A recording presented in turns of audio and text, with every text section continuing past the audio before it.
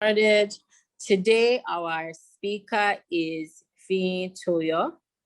So if everyone can just drop welcome Fiyin in the chat section, she's going to teach us how to do this, how to position our personal brands using LinkedIn. So everyone just say hi to her in the chat section so we can give her a warm welcome. So let me tell you a little bit about Fiyin. So Fiyin Toyo has worked with multinational brands and she's carved a niche for herself in branding and marketing. She is currently the East and West African Marketing Manager, Sensodyne at GlaxoSmithKline, known as GSK. Consumer healthcare with responsibility for Nigeria, Kenya, Mauritius, Uganda, Tanzania, Ethiopia, Madagascar, Ghana, Gambia. So without saying too much, Fiyin is a big deal. Her experience straddles across brand management, innovation, digital marketing, and recruitment across Africa and Europe, gained through managing world-class brands. She's been nominated for the renowned Future Awards Africa Prize in the Professional Service category for excellence and impact in the corporate world. She also started her own brand called Empower You. And Empower You is an emerging enterprise that trains and equips individuals with employability skills and tools they need to excel in the workplace. And today, she's going to show us how we use LinkedIn to drive visibility for our personal brands. So welcome, Fiyin. Welcome to AGS Tribe. So you have the floor. Oh, thank you so much for all this warm welcome. I'm just looking at the chat section now. Thank you, everyone. And thank you so much for that. Thanks for the introduction and for the warm welcome. Thank you. And thank you for having me on. It's a pleasure to be here. Obviously, I see all the great work that AGS Tribe is doing. So well done to the team, and I'm super excited to be here. So I know it's 8 o'clock. A lot of people have things to do, so I'm going to be really quick. I'll go through this, but please feel free to ask as many questions as you want to. I believe that once I'm done, I will go through the Q&A and we'll go through as many questions as possible. So today we're going to be talking about using LinkedIn to drive visibility for your personal brand. Now, specifically for people who are in their careers, but also this also applies to business and other things. I'll share a couple of examples with you. Okay, so today I'm just going to do like an introduction into the agenda, why you should trust us, my story. I'm going to share some things about myself and how LinkedIn has helped me. And then I'll be sharing with you my personal blueprint for LinkedIn. And of course, we'll go into the Q&A. So, the team has already shared my bio, but just a few key facts. My BSc was in psychology. The reason why I'm sharing this is because I know someone even said, oh, she studied English, she doesn't know how to position herself. So my first degree was in psychology. Today, I work in marketing. So I'm working in a totally different field. I've carved a niche for myself in a different field to the one that I initially studied. Obviously, I think sometime in my second or third year, I realized I didn't want to practice psychology. So I thought I wanted to do something around public relations, marketing, brand management, which led me to my master's degree in public relations. And then a couple of years later, I became chartered. So I only became a chartered marketer last year, July of 2020. Now, interestingly, I started off my career in the recruitment industry back in 2007. So through my journey in recruitment, that's when I learned what sort of CVs get through, what you need to do with the LinkedIn profile, how to basically sell yourself and build a brand that employers want to buy into. I've worked in management for the last 11 years, and 7 of those have been within multinational corporations. So just a little bit about myself before I go on. And now, this is something I'm very excited. I'm always excited to share, is the fact that I actually landed my first multinational job through LinkedIn. And I'm sharing this because, yes, I'm sharing this because when I moved to Lagos and I joined LinkedIn, a lot of people were like, oh, LinkedIn only works for people overseas. And I actually believe that as well. But then after some time, I decided to give it a shot. I joined the platform and then I started working on my personal brand, and I landed my first job at a multinational through LinkedIn. Now, it's interesting that I did not apply to the job. I don't mean I saw a LinkedIn vacancy and then I applied and I got the job. No, the company actually reached out to me. So they headhunted me on LinkedIn. And I'm going to show you a snapshot of the exact message that they sent to me back in May 2014. Okay, so moving on. When we were preparing for this session, one of the key things that Anu had shared was that, a lot of people want to know how to use LinkedIn to get, their dream job. So we know some of the key steps involved in getting a job. Most of us have predominantly focused on CVs, cover letters, and all of that stuff, which is all well and good. But for me, my favorite bit is LinkedIn. Now, the reason why I say this is because, and I'm going to speak to people that are trying to build a personal brand for their business as well, or for other reasons. But the reason why I am very excited about LinkedIn is because I worked in recruitment.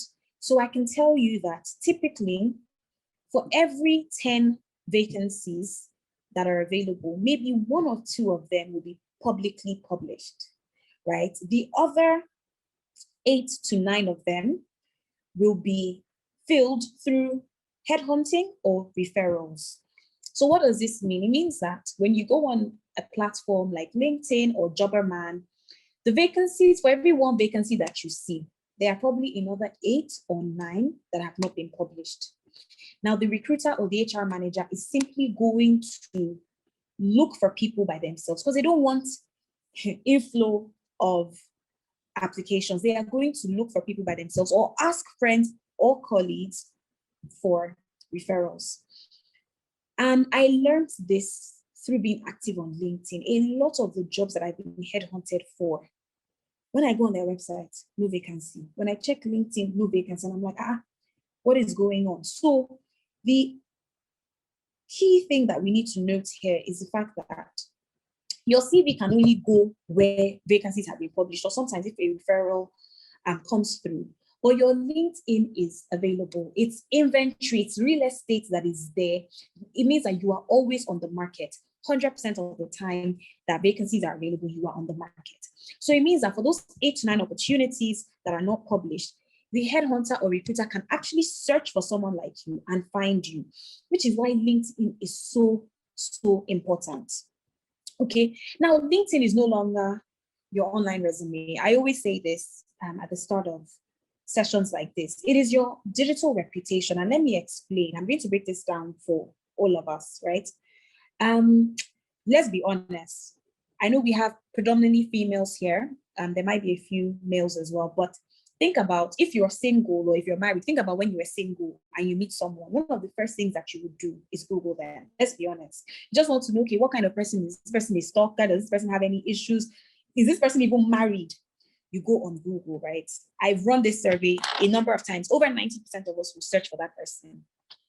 Am I correct? Please let me know if I'm speaking, right? And then, you search for the person and you think, okay, I'm just doing research on somebody that I could possibly date. But believe me, it's the same thing with companies, right? When a company wants to hire, a lot of the things that they would do is search for you on Google, see what your LinkedIn profile is all about. Also look at your social media platforms. But LinkedIn is very, very key. It's a key platform. So that, for me, is very important. Even as a business person, a lot of people, when they want to transact business with someone, they will always check LinkedIn to say, okay, what does this person's profile even look like? Now, here is the even scarier bit for me is every single time I have changed jobs, there's a part of LinkedIn that allows you to see people that have viewed your profile. Now, if you have your privacy settings on, you may not be able to see the exact names of those people, but you can see the companies and their roles. Every single time I have changed jobs, when I go and check people who have viewed me, it's usually always people from the new company I have joined. So what does this mean? It means that even when you are transitioning careers, hey, you've landed the job, you just started off at a new company, you're excited, you started off at this new, startup or a multinational, regardless of what it is, your new colleagues are going to be searching for you on LinkedIn and they're going to be forming opinions, they're going to be forming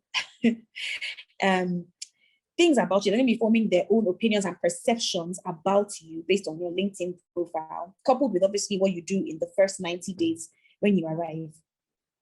So LinkedIn is a platform that people are going to search when it comes to you. Right now, I will tell you that on LinkedIn, I'm sure we all know what LinkedIn is. I'm not going to talk about what LinkedIn is, but there are a lot of opportunities that you can get through LinkedIn. Obviously, we know the big one, jobs, business opportunities, but it's quite interesting that a few speaking engagements and TV appearances that I've had have been through LinkedIn. So if you're trying to build a personal brand in the way of, doing lectures, facilitating sessions, hosting, presenting, or just even becoming, what we would call, a think tank, or just, a power breaker in your industry, LinkedIn is actually important. Last year, I was featured on BBC UK and they found me through LinkedIn. I'm like, really? How did you even search? So LinkedIn literally holds your online, your digital reputation, everything that you want people to know about you that is relevant to the brand that you're building should be on LinkedIn. So don't think about LinkedIn as, it's just a resume, it's a copy of my resume that I put online for people to be aware of. No, everything that encompasses your personal brand needs to be on LinkedIn. Okay.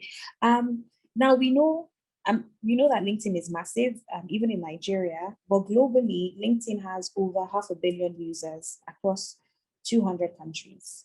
Now, if you look at this versus the population of some countries, LinkedIn on its own is a lot of countries together, right? LinkedIn could be a continent on its own. That's how massive it is.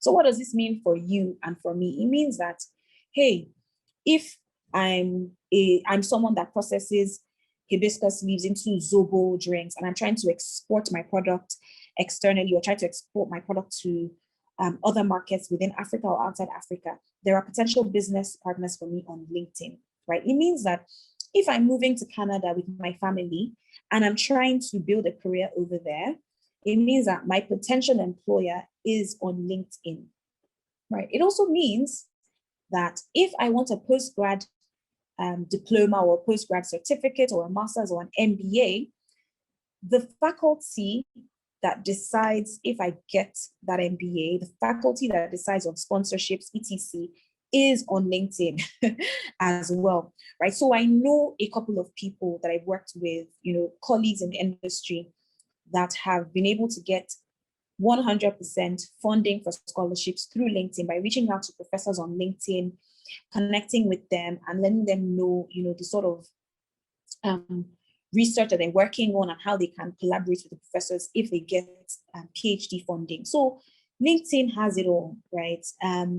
Business, career, schooling, postgraduate education, and even just speaking engagements, opportunities to lead within your career. There are so many opportunities within LinkedIn. And so I just want to share something with you very quickly. I'm speaking about myself specifically because I know that for a lot of people, practicality, they want to see, what is real. They want something that they can touch and feel.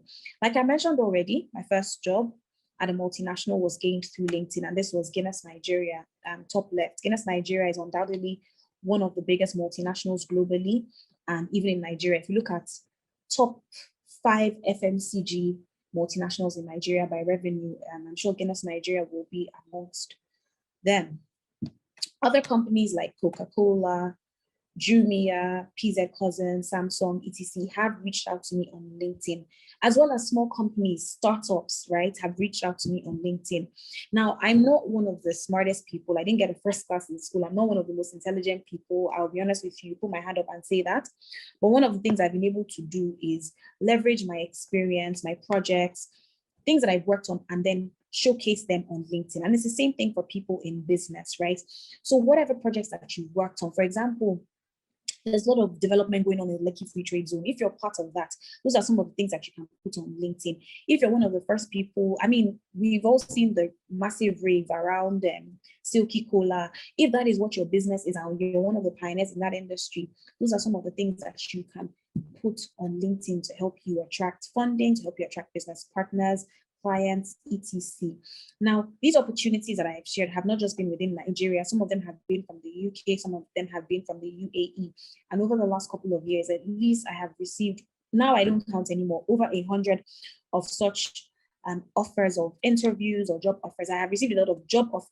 So interview opportunities that have turned into job offers from LinkedIn, and I've received interview opportunities, some that I have turned down, some that didn't work out from LinkedIn. So the market on LinkedIn is ripe, like literally. And I can also tell you that, a lot of my clients as well have seen great success from LinkedIn. So LinkedIn is not, so at this point in time, what I'm trying to do is clear your doubt about, the feasibility, viability of LinkedIn. It is fertile ground. And it is not oversaturated at this point. So don't also feel like, there's so many people on LinkedIn. How do I even stand out? How do I even get my voice heard? Absolutely not. There's the sky is big enough for all of us to fly. Okay. So remember, I promised that I would share a screenshot of the exact message that I received from Diageo back in 2014. So top, you can see it's left-hand side of my screen, right? And then amongst other messages as well from other notable companies, right? So what's the story, right? Are you ready for the story of, what we can do with LinkedIn? So I just wanted to clarify a couple of things. I'm going to share about 5 key steps of key things that you need to be able to do, optimize on your LinkedIn profile. But before that, there are just a couple of things that I wanted to share with us. So can anybody guess what the attention span of a human being is? Remember that we're now in a digital age where people are looking for shorter form content. How many of us go on? In fact, it's very obvious. When you see all these blog posts or news sites or even gossip blogs, and it's a very long caption, what do you see in the comments? You see people say things like, I love that. Thanks, Beju. 30 seconds, fantastic. You see people say things in the comment section like, I beg, help me summarize. Please read and tell me what happened. And then you have other people abusing them, saying, can't you read? But the truth is, many of us, we're not reading anymore. A lot of people aren't reading because there is just so much clutter. And I don't even know what word to use, but the clutter in the media landscape, clutter everywhere is too much. So before, when we were growing up, I remember growing up, news was via newspapers. My parents would buy 4 newspapers every day. The Guardian, This Day, Punch, and one Vanguard. Exactly. So 4 newspapers. And then on Tuesdays or Wednesdays, I can't remember which one it was, we would also get City People. And then on Sunday, there was another newspaper that used to come especially on Sundays. And then you watch TV. So your news sources were pretty much limited. But now, if you look at the world that we live in today, you get your news from your phone, your mobile device, right? At the click of a finger, your news is there. When you go on Instagram in the morning or on Twitter, there is news overload, like literally information overload from multiple sources, right? So over time, it has made us as millennials, as professionals, even as recruiters, it's made us quite lazy because information is just too much to process, right? Your brain cannot deal with all of the information. So over the last couple of years, our attention span has greatly declined, okay? So the attention span of a goldfish, if anybody knows, if anybody can guess, is 9 seconds. Scientifically proven that the attention span of a goldfish is 9 seconds long, but that of a human being, you and I, right, that have degrees, is 8 seconds. Okay, so it's very critical that within 8 seconds, you are able to grab the attention of whoever your target audience is, whoever that stakeholder is. Within 8 seconds, you need to be able to grab their attention, right?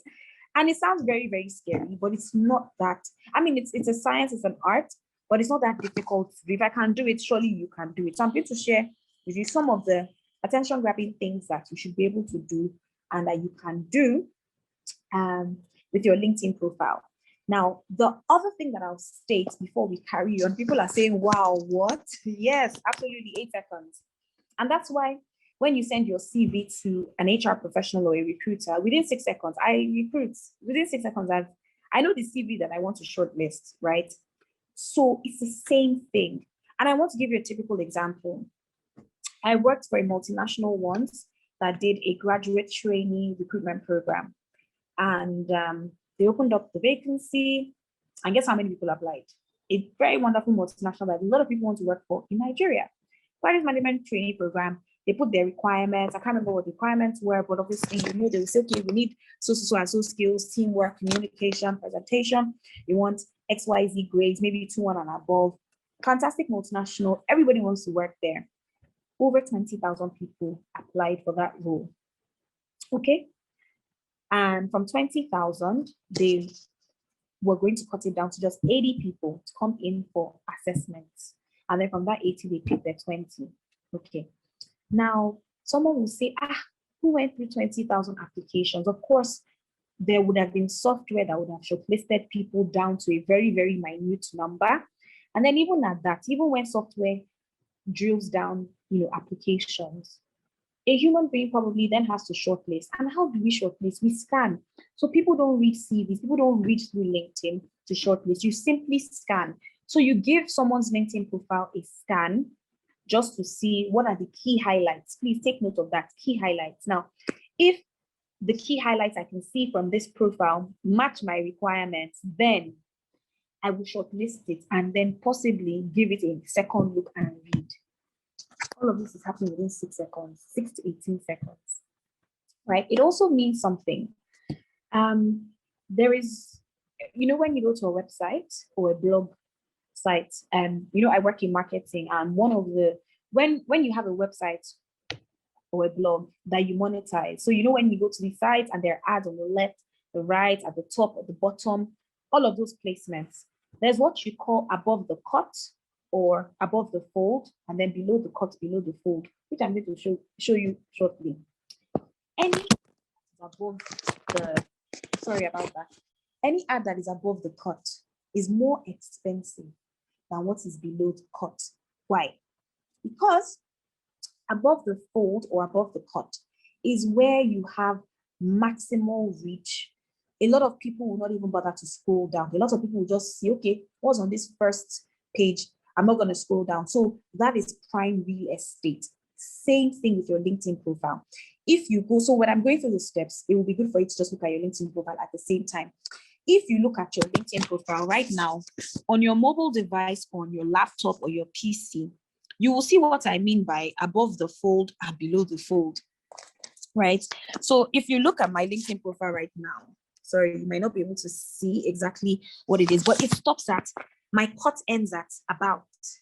So it means that everything from about upwards is my prime real estate. So I need to fully optimize it for the person to even decide to scroll. Do you understand? So it means that all those things that I'm putting under my work experience, my skills, and so on and so forth, a recruiter may not even get the chance to scroll down to see those things if I don't impress them with the information that is above the fold. Okay, so I'm going to show you. So above the fold is super important, and I want us to take note of that. It's called above the fold or above the cut. Very important. And I think it consists of 5 key bits. If those 5 key elements are not well optimized, then there's going to be trouble. It means that you're probably not going to be able to retain people on your LinkedIn profile. I hope we're together. I'm just going to do a quick checkpoint before I carry on, guys. I hope we're all on the same page. You can still hear me, see me, and see my slides quite clearly. I'll just wait for feedback before I turn over. Okay, excellent. Fantastic. Thank you so much. Thanks. Thank you. Thank you. Okay, so let's go. Now, if you look at your LinkedIn profile, above the fold, there are 5 key elements. The first one is your picture. Then the second one is your cover photo. The third is your headline. Then the fourth is your about. Okay, I think those are the 4 key elements. If I'm not mistaken, right? So the first one being the picture. So guys, this is me in both pictures. The top one, the bottom one. What do you want to see on LinkedIn? Let's be honest. So the first one is my hair. I'm excited. Hey, my hair looks all nice and curly, but which one deserves its place on LinkedIn, right? Top or bottom? So the truth is, The top picture, I can possibly share this on Instagram. I can share it on WhatsApp. I can put it as my profile picture on my personal profiles. Yeah, absolutely, okay. But the bottom one deserves a space on LinkedIn. The first one is not LinkedIn material. So when it comes to your profile picture, and I'm saying this, it sounds basic, but you see a lot of people, like a lot of people send me messages regarding roles, and their profile is in an eatery with their friends, or a selfie, or just something in the car, and then you can see traffic, distracting background. So please, if you can get a professional photo taken at a studio. A couple of companies offer this at low cost. But if you can't, you can get a friend to help you take a picture, against a plain background in formal clothes. So one thing you need to be aware of is, first of all, the background needs to be plain. You need to be dressed professionally. Obviously, look presentable, hair tidy, makeup if you're a woman, etc. And just a professional picture. So shoulders upwards, or for some people, they even do belly upwards. So it's not supposed to be a full length picture, right? And we say a picture is worth 1,000 words. So people will make judgments about you, even from your picture, right? And I don't want to go into a lot of details, but what I'll say is that put your best foot forward. Now, I also know some people that say, well, I don't want to put a picture. I'm a private person. Why does my picture have to be there? This is not social media. I'm not trying to, make friends with anyone.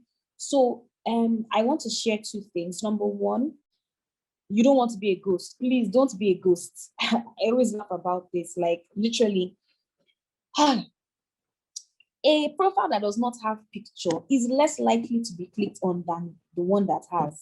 Like, in simple English, nobody wants to interact with a ghost. That's just simple English. Now, when you look at actual LinkedIn settings and the algorithm, a picture is one of the requirements that LinkedIn wants you to include for your profile to be complete. If you don't have a picture, LinkedIn regards your profile as incomplete. Now, when your profile is incomplete, you will lose relevance, you will lose rankings versus others that have a complete profile. And I will share more about this in subsequent slides. Okay, so let's move to the headline and also the background. So I'm sure a lot of you have seen this cover photo on your LinkedIn profile. Some of us, we just leave it as the default picture that's there. So this is an opportunity for you to express your passion, your commitment to your industry, or your personality. So personally, for me, I use something that represents my company to show, because I'm proud of the company that I work for. So I use GlaxoSmithKline, that's where I work. But for some people, if you work in innovation or digital, you can put a very fancy, nice background. You can get these things on Canva to just represent that sort of thing. Now, if you are a business person, this is where it gets really fun. You can do like a product lineup. If you sell products, you can do product pack shots of your portfolio of products, or you can do something that represents your business. If you're in farming and agriculture, you can just put something that just represents the sort of business so that people know what to expect when they are reaching out to you. Right now, the next thing is the headline. This is super important, guys.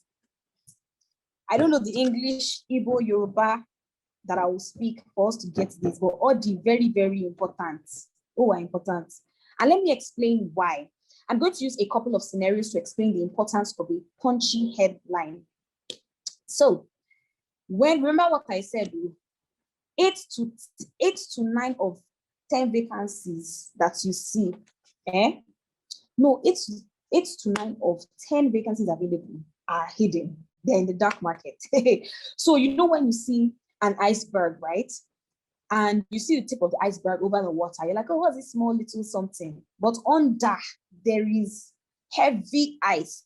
We've all watched the Titanic. We know what the ship was up against. Same thing when it comes to recruitment. See, that small vacancy you're seeing, plenty day for back, okay? So what does it mean? It means that this, my headline, needs to be able to capture the attention of whoever is behind the head hunting desk. So I'm going to give you a couple of examples.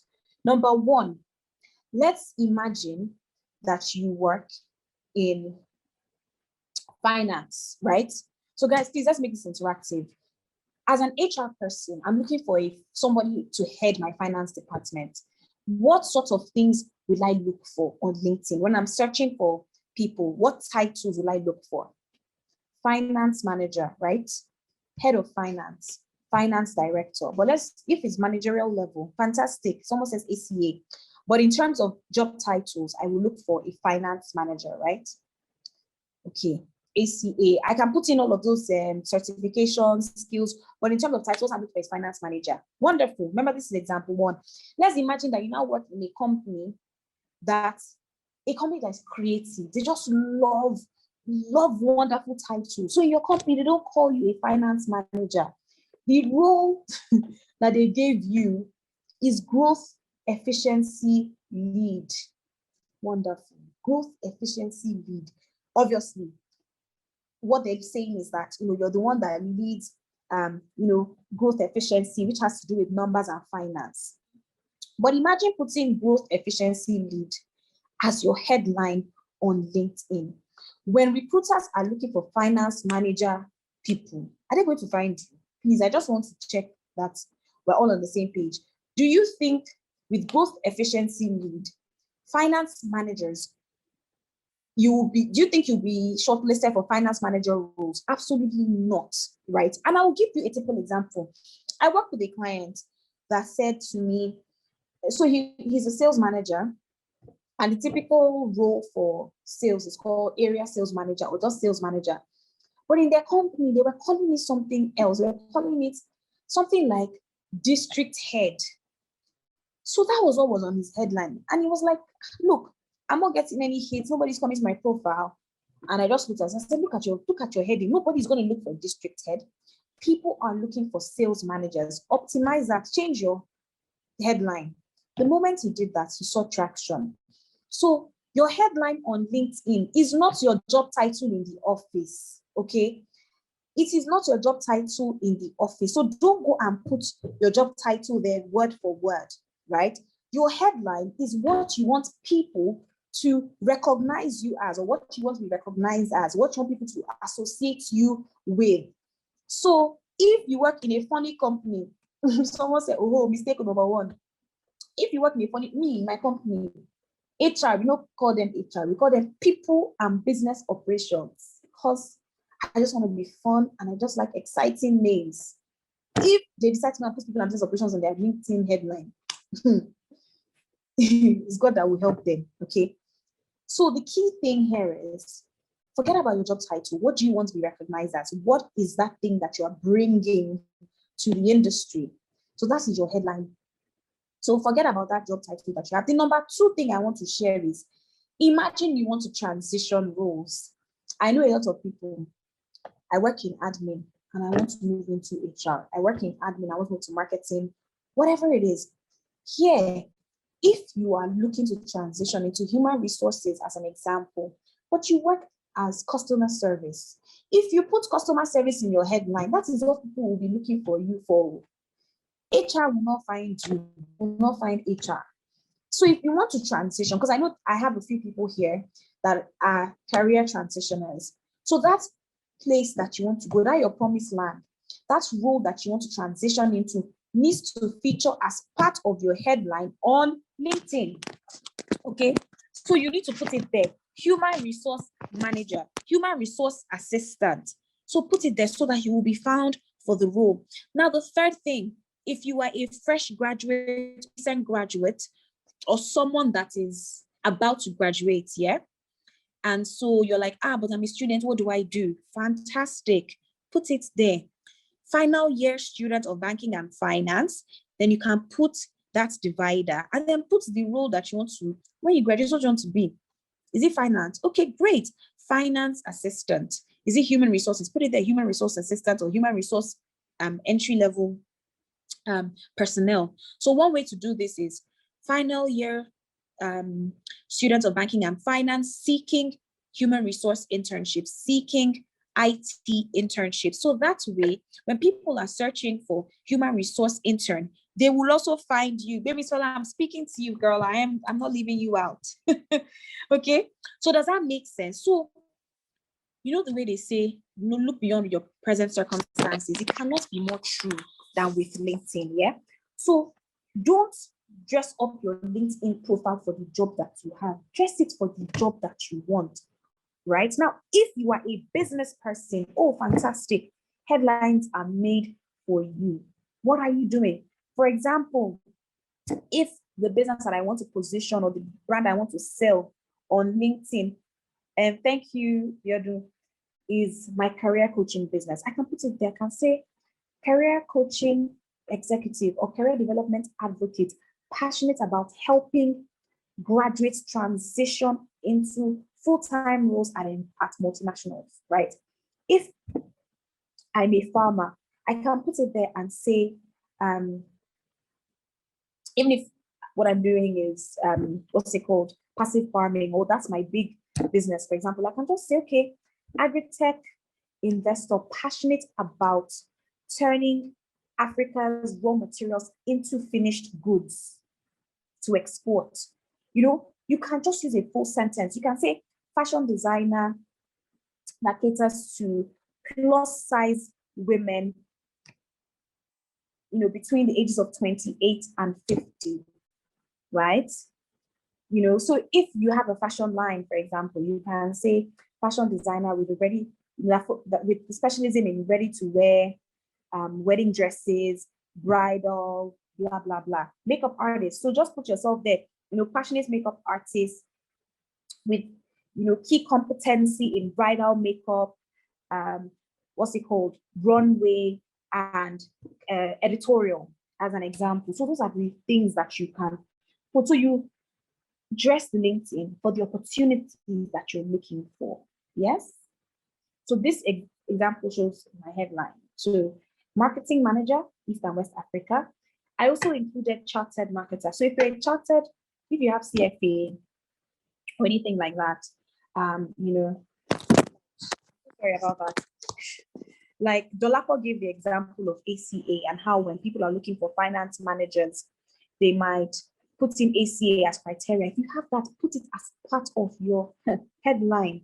May I put chartered marketer? Do you know the day? And the thing about LinkedIn is that LinkedIn is so amazing because as you are putting stuff, you are also learning. So one of the things that I do is that even if I'm not looking for a job, I have alerts. If I start a job today, I still have job alerts. And you know what the job alerts for? They are alerting me of vacancies in the market. This is something that you need to be able to do and you should do. Always have your job alerts on, and I'll show you that in a second. You know why? It alerts you of job vacancies. So what you do is you then read through those job vacancies and you now see what is the market looking for. All of a sudden, I'm noticing people are looking for chartered marketer. I've been a chartered marketer since July 2020, almost a year, but I only added this to my headline after about 4 months when I saw it on a vacancy and I'm like, this is a thing. I added it there. So you need to also have alerts that come into your, for you to check what vacancies are up and about and just see what recruiters are looking for. It helps you to continue to optimize your LinkedIn profile, right? So I think, was it Anu that was asking earlier on, the last time people had updated their LinkedIn, and some people said October. I would advise that you don't even update your LinkedIn. October was 4 months ago, right? Don't leave it 4 months. Yeah, I update my LinkedIn every month. Like literally, I can update my LinkedIn every week. Any small thing that I see, I go and add it. If I get an award, in fact, anytime I get an award, I update my LinkedIn profile, right? Right now, in fact, I've said that this month of March/April, there's some changes I'm going to make to my LinkedIn profile. So it's a continuous exercise. So that's it for the headline. Okay, so now the last part of your above the cut/above the fold section is your bio, which is called about on LinkedIn. So please, if you look at your about right now, are you proud of it? Let's look at that. Is it something that truly conveys the brand that you are trying to sell, the brand that you're trying to position out there for people? What I usually say with an about, because this is where a lot of people struggle, is your about should be a summary of your past, present, and future. And let me explain what that means. And you're about to also be an end of discussion. I call it end of discussion bio. End of discussion. What end of discussion means to me is that when you check my LinkedIn profile, the next question you should be asking me is, when can we meet? I don't want you to ask me if I'm a business person, don't ask me for my portfolio. If I'm a professional, don't ask me for my CV. Be asking me, when can we meet to discuss the brief? Ask me, when can we meet for the interview? That is what an end of discussion bio is. When I started off on LinkedIn, I used to get a lot of requests. If you look at the example I showed you of when Guinness Nigeria reached out to me in 2014, they asked me for my CV. That was a normal thing for me. But now, just for my LinkedIn profile, I'm able to convert people, HR managers and recruiters, straight into interviews. So when they look at my LinkedIn profile now, it's like, okay, when are you available for an interview? That's what I want to hear. And that's what end of discussion is. Now, remember that your CV is only 2 pages, right? But your LinkedIn, I always say that the CV is a street and LinkedIn is a whole city. So there's so much to do on LinkedIn that your CV cannot even do for you. So why let us optimize it. There is no limit to it, okay? So this bio should be past, present, future. So what I typically do is I start with a summary of who I am, okay? So for example, I would say experienced marketing manager with 11 years experience across FMCG, telecoms, and startups. That's my summary. And then I put my specialties, which is my now. So what are the things that I specialize in? If you're in HR, what is it? Is it talent and reward? Is it recruitment? Is it business partnering? Okay. So those are some of the things that you put on as your specialties or your key competencies or whatever it is you want to describe it as. Now you use keywords for this so that when HR or recruiter is searching for people with, for example, profit and loss management, people that have skills in resourcing, people that have skills in cost optimization, they will find you. So it's very, very key. Now, the other thing that I put on my LinkedIn as part of my about, which I like to call my bio, is my experience, so which is my past. And you can arrange it how you want. You can do past first, so you can put your experience first. So, experience across, let's say, finance, IT, your industries, your countries, all of that. And then you tell them, what are you currently doing? So I always say currently serving as East West African Marketing Manager at Sensodyne, covering, I mentioned my 10 markets. And then you put your qualifications as well, a snapshot of the key ones that you want to call out. Now, another thing that I put as part of my bio is any awards that I have, right? I list my awards, like my big accomplishments. So for example, if you launched a product, or if you handled a project for the Lagos State government, or if you rolled out a fashion line that premiered at London Fashion Week, whatever it is that you've done, if you ever had any news or press coverage, you can put it as part of it, right? Those are some great things to do, which I do as well. You can look at my profile to give you an idea. And then I always like to land it by telling them my goal is. So one thing that I like to say is, my objective is to become a general manager. My objective is to lead an exciting blue chip multinational later on in life, you see. And then you can also add a bit of flavor, right? So you can talk about the fact that you enjoy cooking, you enjoy traveling, you enjoy raising money for charity and so on. But it's supposed to be like a summary. If I read your bio, you should give me a sense of who you are, right? And try to write this in first person so that people really get a sense of your style, your personality, right? But that for me is a good bio, a bio that has past, so what you've done in the past, what you're currently doing, and then the future. The reason why you put future, and let me give context here, is if you've been working in admin for the last 8 years and you want to transition into HR, this is your opportunity to then point it out. So you can give the example of, I've worked in admin within the oil industry for the last 8 years, or within startup for the last 8 years. Through my role as admin, I was able to manage a few payroll responsibilities. I also managed some reward and recruitment. I did XYZ, which stirred a passion in human resources for me. And so my goal is actually to transition into human resources and become an HR leader in the next 10 years. You can't do that. So you want to put your growth, your career trajectory, your growth trajectory on your LinkedIn bio so that people are clear. Because when they see, this person has been in customer service for 10 years, now they want to apply for data and analytics, from where to where.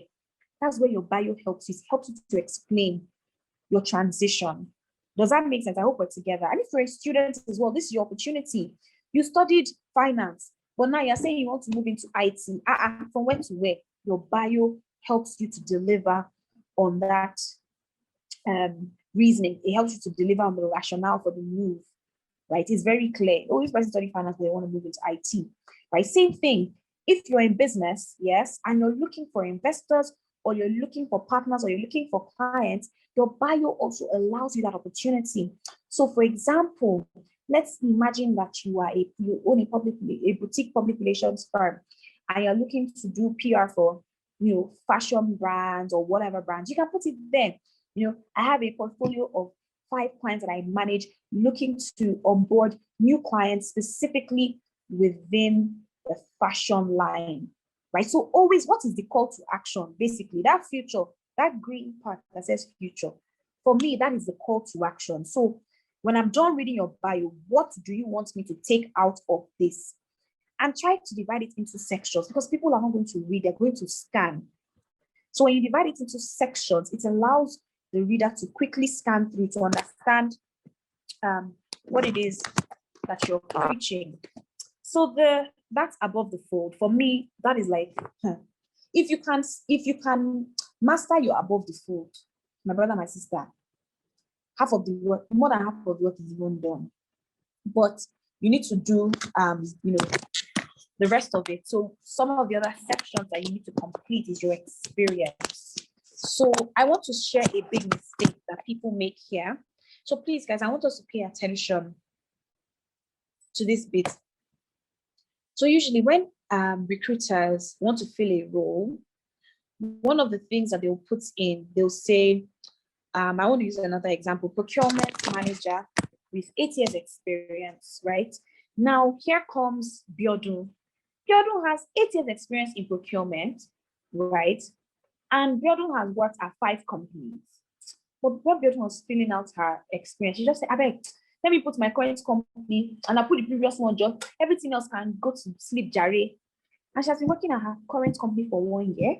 The previous company before that, she worked there for 2 years. And those are the only 2 companies she put on her profile. Does anybody want to guess where her challenge is going to come in, or how she's shooting herself in the foot? Remember, she has 8 years experience. She's looking for procurement manager roles. There are procurement manager vacancies right now that require 8 years experience. But Biodun only put her current role, which has been for 1 year, and the one before that for 2 years. Now, the gap here is that she has 8 years experience, but she's only put and presented 3 years on LinkedIn. So when they are looking for procurement manager with 8 years experience, Biodun will not show up. Does that make sense? Are we together? Thank you. Thank you so much, EduJ. Thank you. Her bio is only showing 3 years. Her work experience is only showing 3 years. So she will not be shortlisted. So that's a mistake that I find that a lot of people make. They're like, I beg you, all those other jobs I did for them, they're irrelevant, Jerry. Let me not add it. Please add them, because you need those years to add up, so that if you have 10 years experience, truly, your profile will reflect 10 years experience. That is one of the ways you can shoot yourself in the foot. So make sure you complete all your previous roles. For those roles that are all the ones that possibly are no longer relevant, you may not need to add too many stories. You can just put the roles there, a quick 2 or 3 lines, right? But you just want to make sure that your number of years is actually fully depicted on your LinkedIn profile. Now, something that I always advise people to do is, don't just, how do you complete your experience profile on LinkedIn normally? Guys, what do you normally do? Let's be honest, though. Please, this family to family. Let me tell you what let me confess, because what I used to do was that, when you join a company, they will give you job description, right?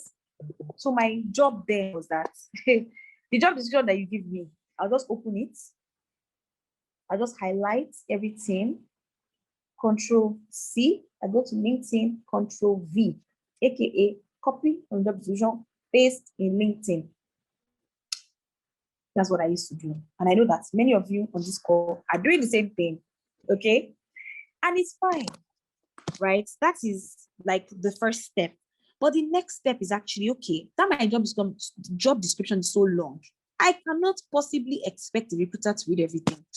Let me just point out the key things from this job description, aka JD. But I want to garnish my profile, my experience profile, with achievements that will stand me out. Why? Remember that when HR is recruiting, you're not the only one. They're not going to see your profile and say, wow, this Esther is wonderful. I'm just going to shortlist Esther. No, they're going to shortlist Esther. They're going to shortlist Baby Sola. They're going to shortlist Dolapo and send 3 of you to the hiring manager to make a decision. Okay. Now, how do you stand out versus Esther, Dolapo, and everybody else? Is your achievements. Because the truth is that when a recruiter is recruiting for a role, most of you have done the same job. Let's be honest. If you're a marketing manager in Guinness, in Nigerian breweries, wherever, your job description is the same. Procurement manager in Chevron versus Total, your job description is the same. Do you understand? Are we clear on that? You guys are doing the same thing here in Lagos, in Abeokuta, in New York, in San Fran, wherever in the world, Hong Kong, now they do the same work. The only difference is what you personally have brought to the role.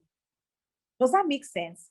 So me and you might both be, let me use another department. I've been focusing on finance, HR.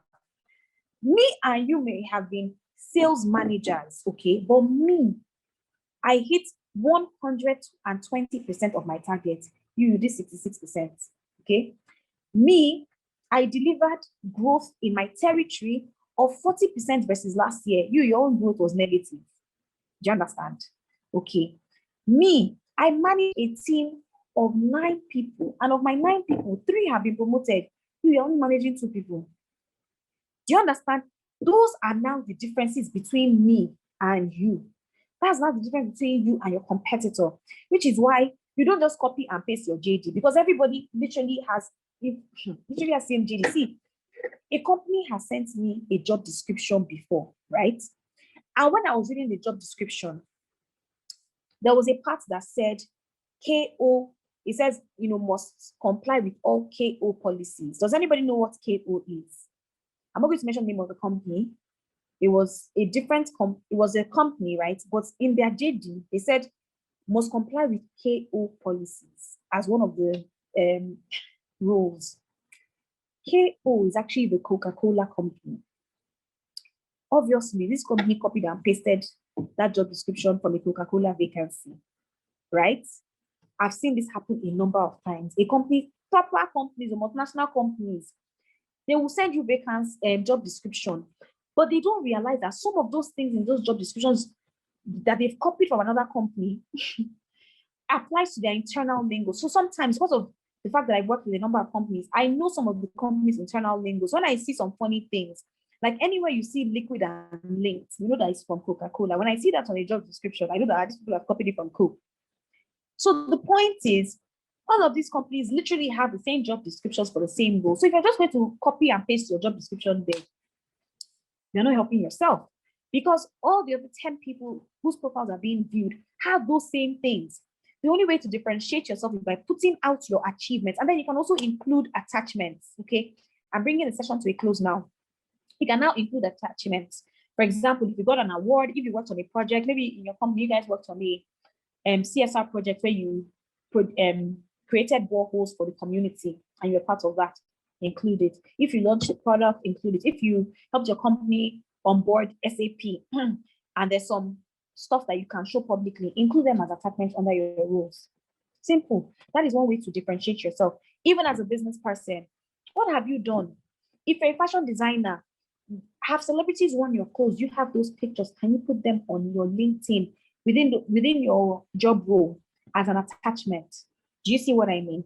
If you've been covered by the press, can you put that as an attachment? If you have speaking engagements, publicity engagements, put them as attachments. Okay, so the next thing I want to talk about is your skills. And on the skills, I'm going to talk about two things: putting the right skills and getting endorsed for your skills. Number one, thank you so much, Marianne. Number one, please, I want us to confess now, please. How many of us have Microsoft Office as a skill on our CVs and on our LinkedIn profiles? You can just type in the chat box, yes or no. How many of us? I'm laughing at myself because this is me. Okay, guys. So I want to say something to you. Please, you might not be happy with me. You might abuse me after today, but you know it's all love. Okay. See, let me explain something to you. 3-year-olds are learning to use Microsoft Office. I'm not joking. 3-year-olds can use Microsoft Office. If you give a 3-year-old Microsoft Word to use, they can use. They will type for you, okay? You spell it for them. Apple, they can type it. So these are things that children are doing, right? I have, in fact, some of my nephews can code, but me, I'm in my 30s, I put Microsoft Office as a skill. Hello. Do you understand where I'm going? This is 2021. It is an assumption that any human being over the age of 10 can use Microsoft Office. It is not an achievement. It is as good as saying you can breathe. Do you understand? So Microsoft Office is not the skill that you now put and say, that is it goes without saying, okay? If you don't know how to use Microsoft Office, it means that you probably don't want to work in an office environment. Even as a business person, you know how to use Microsoft Office because you're going to have to use PowerPoint for your proposals, for your presentations, for your pitch documents. You use Excel for your finances, right? And then Word, you're going to use Word to write letters, amongst other things. So it's an assumption that you know how to use Microsoft Office. So when we're talking about skills, we're not talking about Microsoft Office or certain things that are irrelevant. When I was younger, my mom wanted me to be a doctor. So I was trying to study to be a doctor. I did first aid courses. I did rapid response. They used to be on my LinkedIn. Today, none of those things are there. But I see some people, you are working in engineering and you did one course in something so off like HR and you're putting it on your LinkedIn. It's by force for it to be there on your CV and on your LinkedIn, right? Even my team has told me about people that say they have some skills like first aid from 1992, and they said they wanted to be on their LinkedIn. And I said, is the person a healthcare practitioner? No. Why is it there? So guys, put only the top most relevant skills on your LinkedIn. And let me explain, how do you decide what is most relevant? So what you can do is, you know the job that you want, right? Let's imagine the job you want is within data analytics. So go on that same LinkedIn. LinkedIn is all encompassing. Go on LinkedIn, right? Go to search, jobs, data analytics, and then you see different jobs. Click on the job vacancies. Under those job vacancies, there will be a part where they say skills required. Then you see the skills. You see things like Power BI, understanding, data analytics, right? Maybe data mining, presentation skills. Go, that's the first vacancy. You check the second vacancy. What are the skills they want? Aha. Check the third vacancy. You can check 5 vacancies. What are the top 3 skills that they have in common? Those are the skills that you should ideally have if you want to work in data analytics. And then those are the skills that you now present on your LinkedIn profile. If you're going for data analytics, that's not the time they're going to go and pick first aid as your skills. First aid has nothing to do with data analytics, okay? So there's some background interference. I'm not sure where from. Okay, I think it's gone now. Okay, so that's not the time to say, okay, I'm going to put first aid as my skills. No. So that is one way to discover what skills to put on your LinkedIn. Same thing for your CV anyway, right? And then you also need to realize that with LinkedIn, one of the things that they do is that your top 3 skills, those are the ones that they ask people to endorse. So you also need to be careful. If you go and put Microsoft Office first aid, and you go and put something generic like teamwork as your skills. Meanwhile, the top 3 skills you need to put is profit and loss analysis, data integration, right? Presentation. And you go and put 3 relevant skills, then you will not come up tops when people are searching via skills.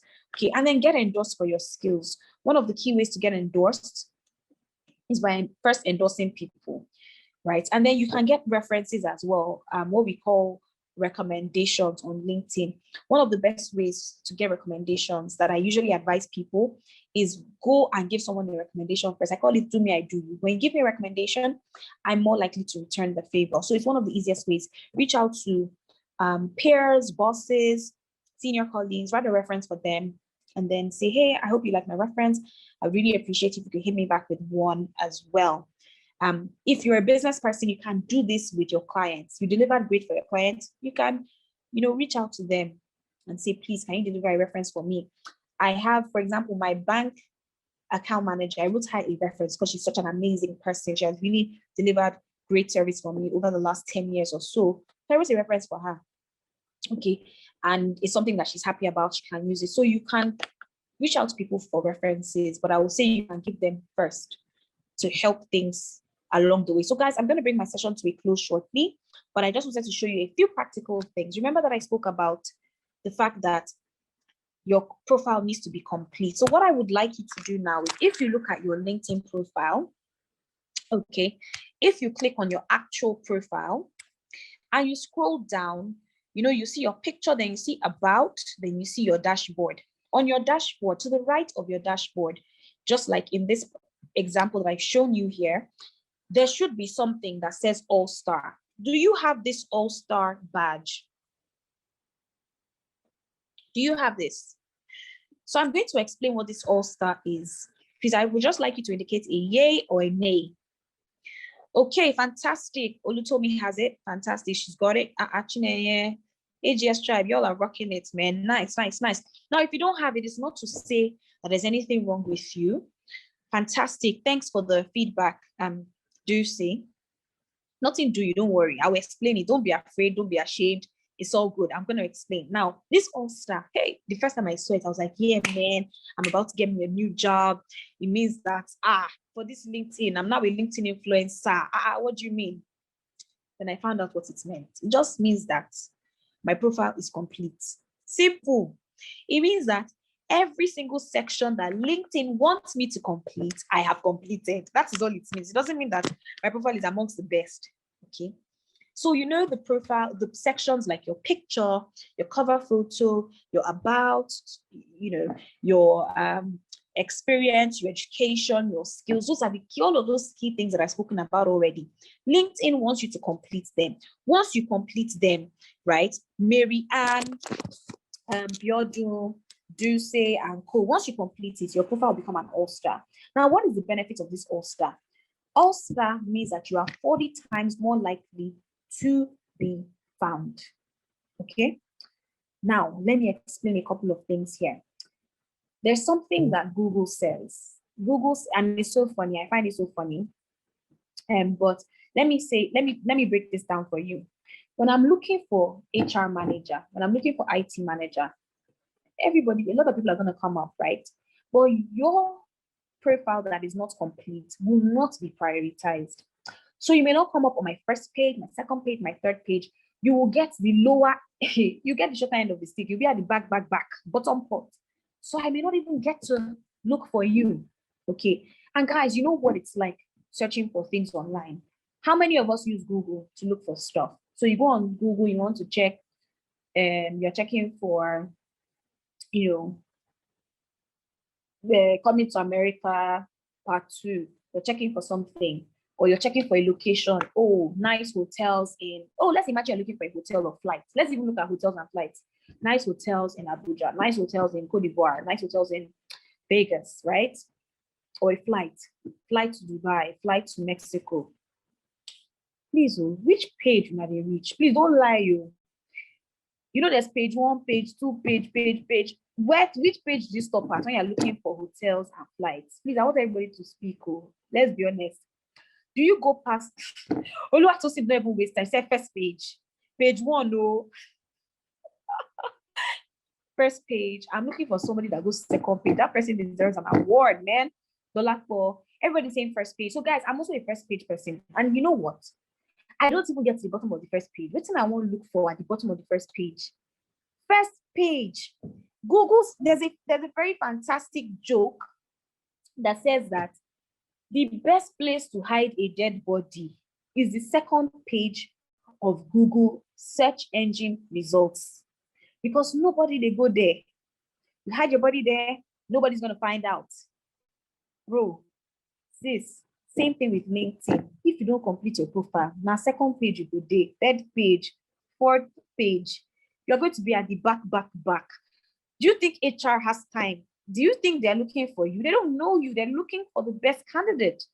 By the first page, they've seen enough candidates now, like 20. What are they going to go and look for you on the second, third, fourth page?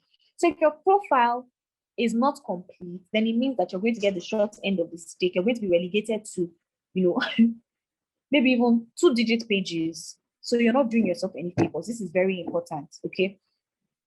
So what I'll say is today, even as a business person, same thing. If I'm looking for a stylist on LinkedIn, if your profile is not complete, you're not going to come up first. So think about this for clients, for recruiters, potential employers, partners, investors, and so on and so forth, and even press engagements. If you're not on the first page, second page, I don't know how you want them to find you. Okay, so look at your dashboard right now. I hope we all understand what these 3 metrics are. The first one says, who viewed your profile? This is the number of people that have viewed your profile in the last week. Post views, it will tell you the amount of time. Post views, search appearances. So you see that my search appearances, that shows 893. If I didn't have a profile, yeah, that 893, yeah, can just divide it by 40, which would be about 22. So it means that I probably would only have come up in 22 search appearances, right? It means that I will have less people viewing my profile as well. So this is very, very important. Completing your profile so you can get that, what's it called, All-Star badge. Now, another thing that you need to do to stay updated is checking your job preferences and putting the criteria that you want. So if you are looking for a job, let's say in IT, you can actually indicate exactly what you want. You can indicate the locations and you can set alerts. I get an alert into my inbox every single day from LinkedIn. And then always include, especially for business people that are looking for jobs, people that are looking for partnerships, everybody on LinkedIn, include your contact details and check LinkedIn every day. So some people, one thing that I realized is that when people are looking for candidates, when they're looking for business opportunities, when they're looking for vendors, they normally do it last minute.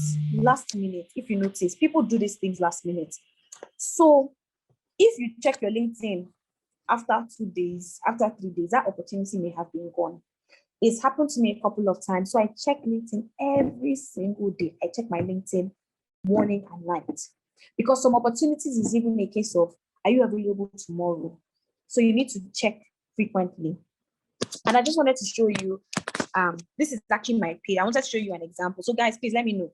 So this is me. My headline is there. All of that stuff is there, right? And then, can you see where they say open to work? I put it there. I am open to work.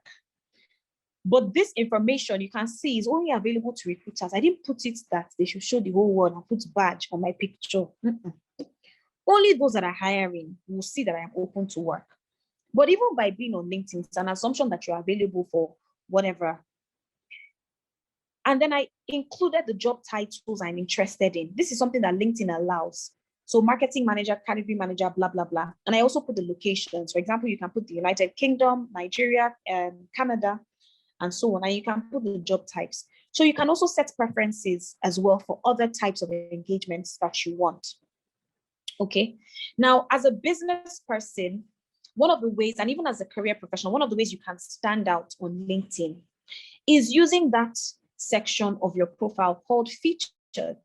So with featured, what you can do is you can add publications where you've been featured. You can add press work, you can add project work, any awards, anything credible, anything where you've been recognized, you can add under featured. So you can just put that whole section there, just include them as attachments. It allows people, especially if you're a business person, and people can just go through your portfolio, make up their minds right away and say, look, I love this person's wedding dresses. I want to hire this person, or I like this person's makeup, or I like, this person's product portfolio. I want to work with them.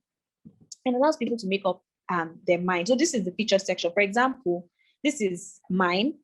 A couple of months ago, I got an award, Career Influencer Awards, and I attached this on my LinkedIn profile. Okay. I was featured in a magazine. I attached to my LinkedIn profile. So I don't attach everything about myself on my LinkedIn profile. And I want to explain here. Remember that you need to be clear on the brand that you're trying to build. So you need to be clear on your message. Okay. So I'll give you an example. Now, my brand is multifaceted, but I have two things that I focus on. Number one is myself as a marketing manager, trying to grow up in the corporate world so I can one day become a managing director. And number two is my career coaching business. So those are two things. Now, LinkedIn for me is my primary platform for my corporate work, while Instagram is my primary platform for my career coaching business.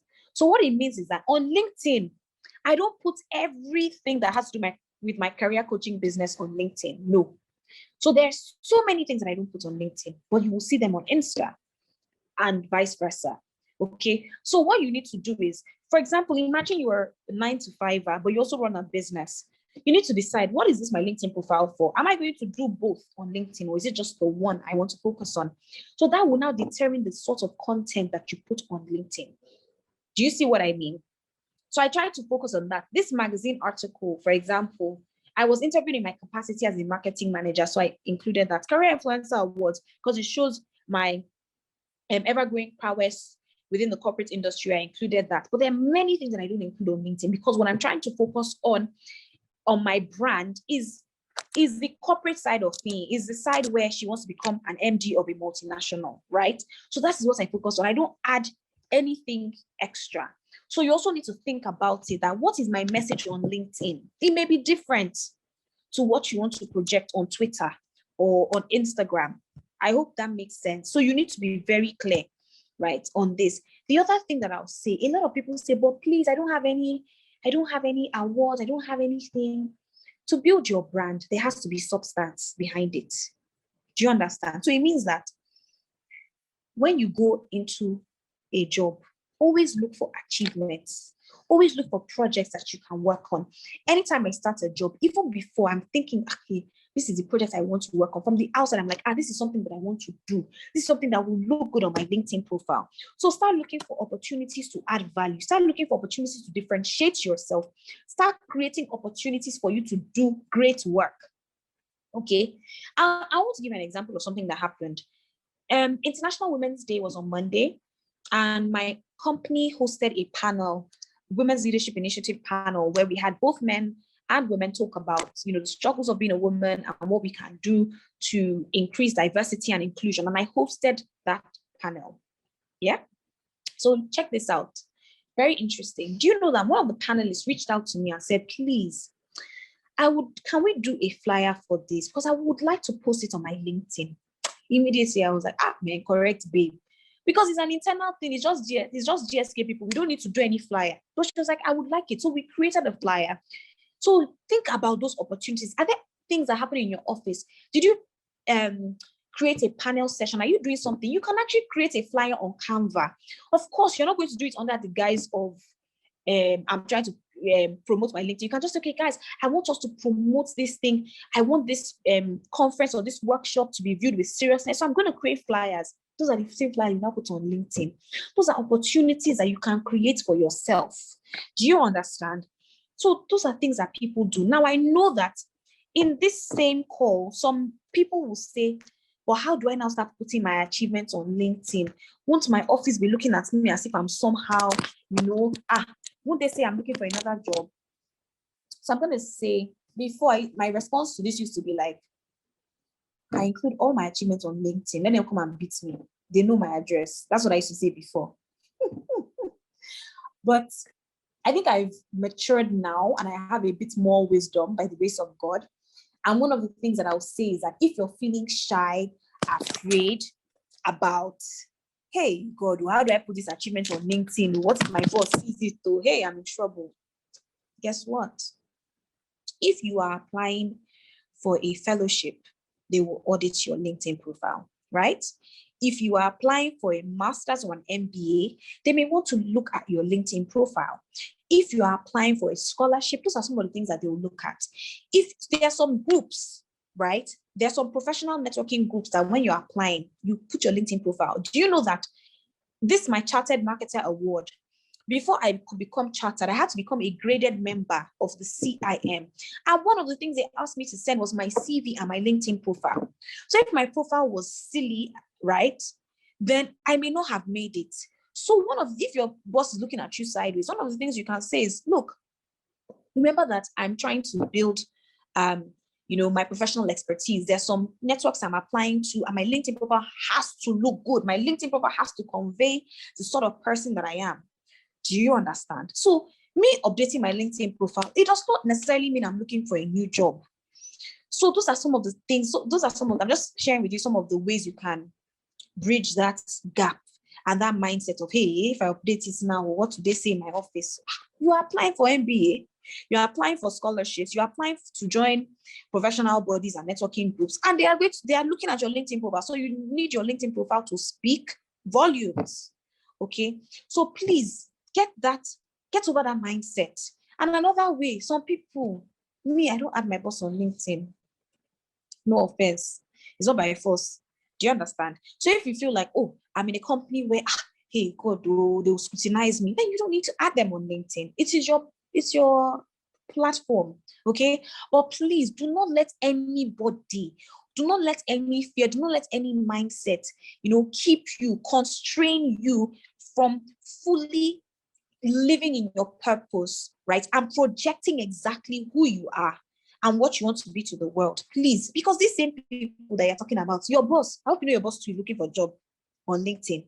If you don't know now, your same boss is doing his own profile. Your boss is doing her own profile as well, right? Your boss is looking for other jobs. Your same boss that you're running away from will resign, get another job through this same LinkedIn, and then you'll be there. So please do not let all of this what if limit you, because I know that that's like a big issue a lot of people have with doing their LinkedIn profile because it's public. They're just afraid. So the last note that I'll say here is, remember that what's not measured is not done. I take my LinkedIn analytics very, very seriously. Like, I track my LinkedIn analytics like I'm checking my account balance. Here are 4 things that I'll say you should check with your LinkedIn profile. Number 1 is your number of profile views. Number 2, your search appearances. Number 3, people also viewed. And number 4, your demographics, the demographics of your viewers. A lot of people know about 1 and 2.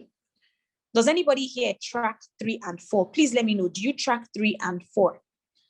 You can even, or there's 1, 2, 3, 4. You can just share what you track. What do you track? Do you track 1, 2, 3, 4? Do you track 1, 2? Do you track 3, 4? Or is it just number 1? Or do you not track anything? Please let me know what you track. Number 3 is super important. Chiwe, I know you track number 3. I trust you. There's no way you won't track it. Fantastic. Excellent. So people are started tracking 3 and 4 recently. Okay, wonderful. Now, a lot of people don't know what that number 3 means. But for me, there was a time when number 3 was my main KPI that I was tracking, even before views. And let me explain why. Number 1 is who viewed your profile. You want to know how many people are viewing your profile. That is an indication. Remember, we're talking about visibility. That's an indication of visibility, right? Some people have 0 profile views. I've seen it before. So you need to understand what exactly is going on here. What is the challenge here? Why am I attracting very little views? So you need to understand that. The second thing is search appearances. Now, search appearances is how many times have people searched for a certain criteria and have you come up in those searches? This is an indication of how powerful the keywords you have used in your profile are. This is a true strength of your profile in attracting what it is that you want. So this is super important. Do not underestimate this one. Very, very key. Okay. But I'll also share something. I noticed that when I started posting on LinkedIn, you can see post views, my profile views started increasing. Even the weeks that I don't even post, my profile views have pretty much remained consistent over 2,000, sometimes even 10,000. Okay. Now, the reason for this is because, you know, when you post something on LinkedIn, when somebody likes it or interacts with it, that's your post. That notification goes to all their contacts as well. So it helps you to get even more reach, which is why, you know, content development and deployment on LinkedIn is super important these days, because it helps to just expand your reach, and it helps you to become, you know, like a, what's the word now? You know, it profiles you as a thought leader in your industry. So it's very key. But the one I want to share with you today, because we are building our personal brands, is this one called People Also Viewed. Does anybody have any indication or any idea of why this is important? This for me is very important. Anytime I look at this, it shows me the strength of my brand. And let me explain why. If you want to work in procurement and you are positioning yourself, your personal brand is as a professional procurement manager in, let's say, oil and gas industry, your People Also Viewed should be professional procurement managers in the oil and gas industry, or perhaps other industries, but they should be procurement managers. Okay. Let me explain why that is important. Your People Also Viewed is largely made up of people that have been viewed alongside you. So it means that when people are searching for you, right? So who else are they searching for? Do you understand? So it means that that's search criteria, this your search appearances, this your search views, your profile views, where you are coming up. It shows you what you are coming up for. When I first joined LinkedIn, my profile views here were made up of my best friend, my sister, my sister's husband, and another friend of mine who we lived in the same estate, and then some other friends. All of them, none of them worked in the same field as I did. So what does that tell you when you see that kind of People Also Viewed? It shows me that the people that are searching for me are just long lost friends. Fee, okay, Fee, let me even check her sister. Hey, her sister got married. That's true. Let me see her sister's husband. That was what my profile was doing at that point, and I hated it. It was so obvious to me what my profile was serving as. It was just serving as catch up. Let's see what's going on. There are some people today, if you check their People Also Viewed, what you will see there is their husband, their sister.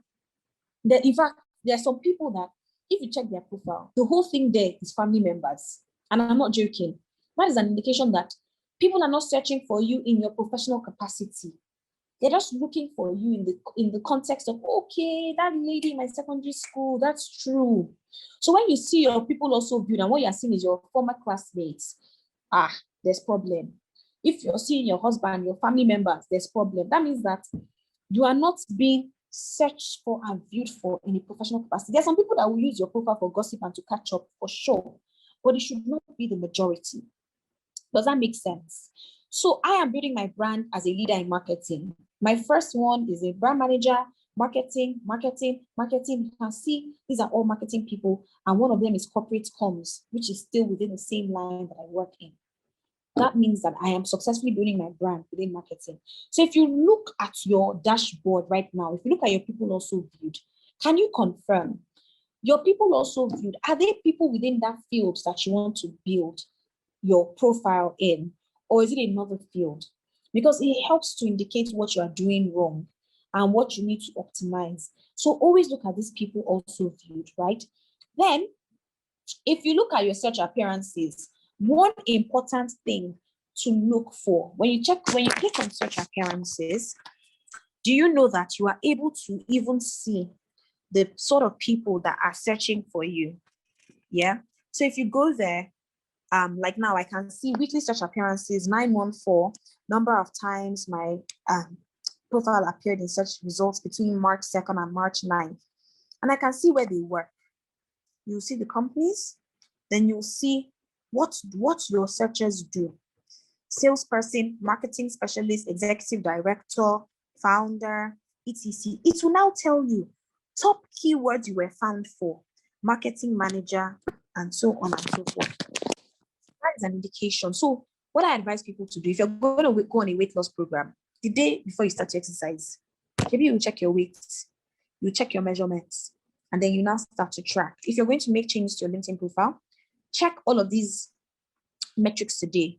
Who viewed your profile, search appearances, people also viewed the demographics of your search appearances, and then start to make changes and check those same things after a week, after 2 weeks.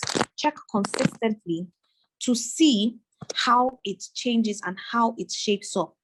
Those are some of the ways you can track your progress. So there's some times that when I make changes on my LinkedIn, I notice that my search appearances will increase.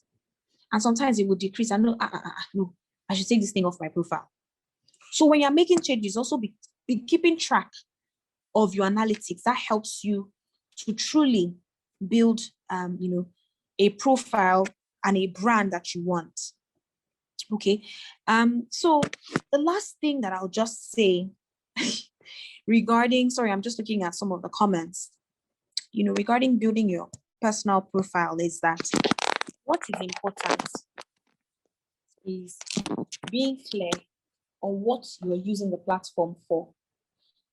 And don't try to do so many things at once. I know some people say, okay, I'm a professional, I'm looking for a very, very good job, but I also have a business, but I also have, a hairline, and I have a farm, and I have so many things. You may not be able to do so many things with that one profile. Remember that even Dangote, he has different brands, and they all have their different platforms. Within GSK, we have toothpaste, we have pain relief, we have digestive health. We don't have one platform for all of those things. They all have different platforms. So the idea behind it is try to streamline. What is my goal for this, my LinkedIn profile? Is it clients for my business? Is it potential employers? Is it potential partnerships? Is it potential investors? Or is it just press inquiries? Once you prioritize, that is the sort of food and nourishment you give your LinkedIn profile to attract the opportunities that you want, that are in line with the objective that you set. My own objective for my LinkedIn profile is very clear. I'm not looking for business. I'm not looking for the interesting things that I have gotten business from LinkedIn. I've gotten press inquiries. I've gotten all of those things. But my key reason is jobs. Okay. I want to be recruited for senior level roles within multinationals. And that's what I'm doing. So that's it for me. Thank you so much for the opportunity. I think I'll hand back over to the team in case there are any questions.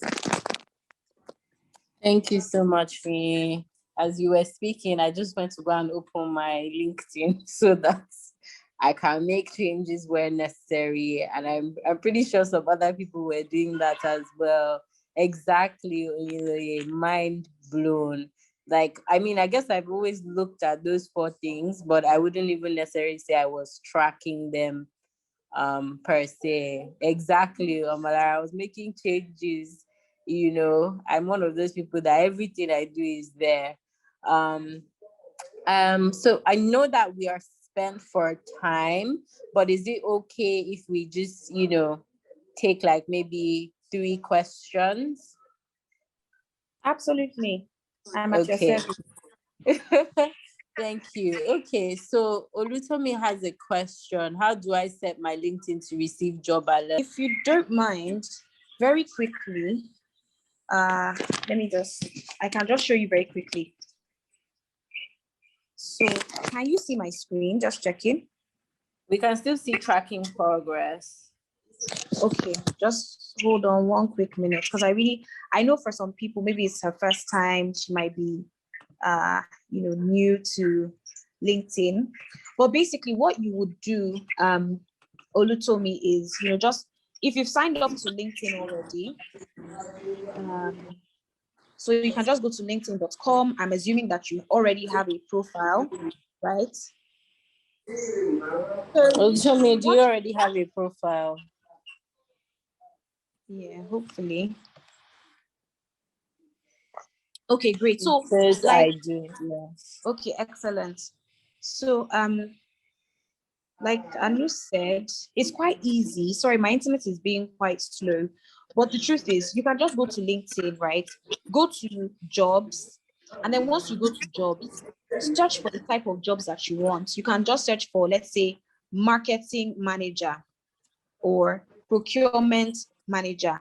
Now, once you do that, you can then, it would automatically. I already see Oyinloye has requested you. Love it. Awesome. Exactly. So this is it. You can just come in here, search for what it is. Once you search for it, LinkedIn will just give you the option right away to set it as a job alert. The other thing you can do is go into your settings, and then there's a part that says, job preferences. So there's so many ways to do it. Can you see job alerts here on the top? You can just click on job alerts and, update it. You can add it, you can delete, you can do as many as you want to do. So there's so many ways you can do it. Literally, Olutomi. Oh, sorry about that, Tommy. Yeah, sorry about that.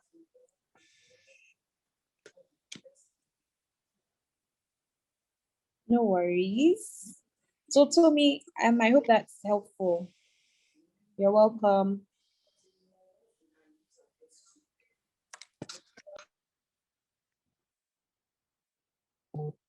I'm going to look for another question. So there's a question saying, should we pay for a premium LinkedIn page? Okay. So guys, I'm going to be very honest here. I don't pay for LinkedIn Premium. I've never paid, not once. And I'm just going to be honest with you. And I get job opportunities. So what I'll say is that it doesn't stop you, not having the paid option does not stop you from getting your brand out there and getting the right opportunities, right? And I've also spoken to some LinkedIn experts, actual LinkedIn experts that do this as a full-time job. And when I was like, oh, you guys, I don't pay for LinkedIn Premium. Like, I was feeling embarrassed. They were like, I don't pay either. I was like, what? They're like, yes, what am I paying for? So LinkedIn Premium, the advantage of it is that it allows you to send, I think, 5 emails every month. So when you send people messages on LinkedIn, it just goes to their LinkedIn inbox. If they check, they don't check. But with email, it goes directly into their actual email account. So it helps you drive, the better deliverability of your message. Okay. And then of course it comes with some free LinkedIn learning. If you're interested in the learning, it's fine. You can do that. But personally, I don't pay for premium. And you don't need it.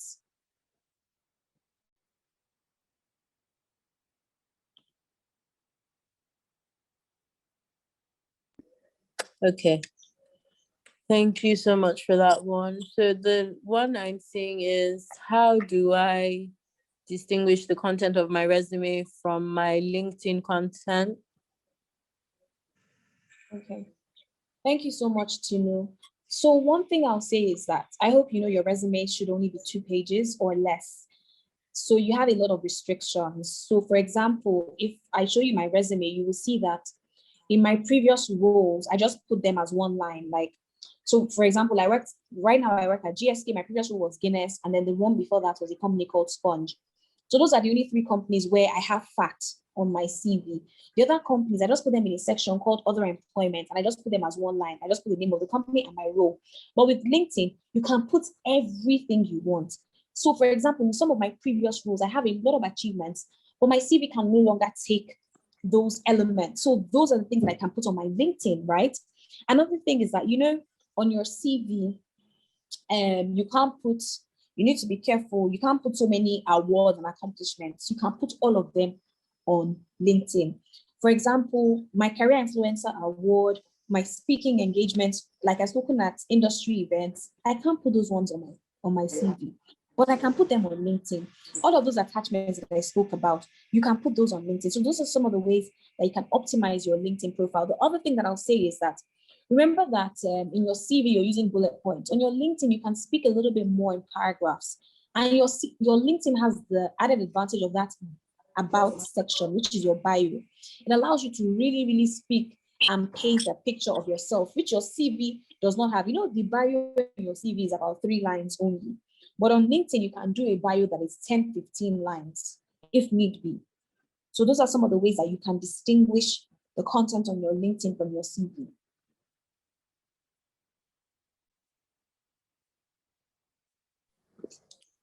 All right, thank you for that. Okay, I think Edige is asking, does she have to subscribe to the premium package to be able to view the analytics on her profile page? So no, you don't have to. Those analytics that I shared with you were directly from my profile, and I don't have a premium subscription.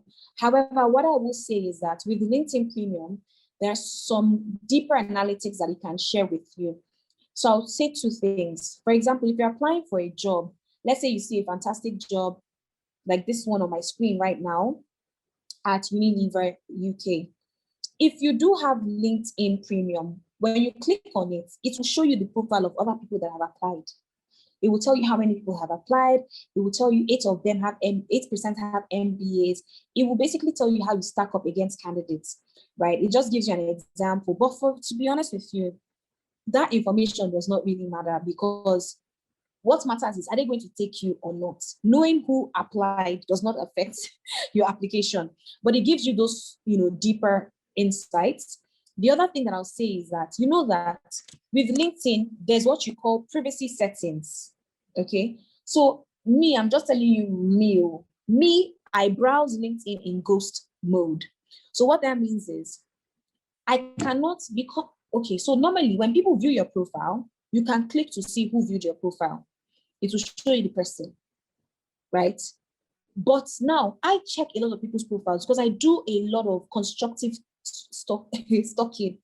So what I mean is that I look at people that are marketing directors, MDs, and I look at their career profile, and just, for my own tracking and inspirational purposes. So I put my browsing mode in private mode. So it means that when I want to check people that viewed my profile, I cannot see their names. I can only see where they work, and I can only see their industries because I'm in privacy mode. But if I take it off privacy mode, then I will be able to see them. And this is without LinkedIn Premium.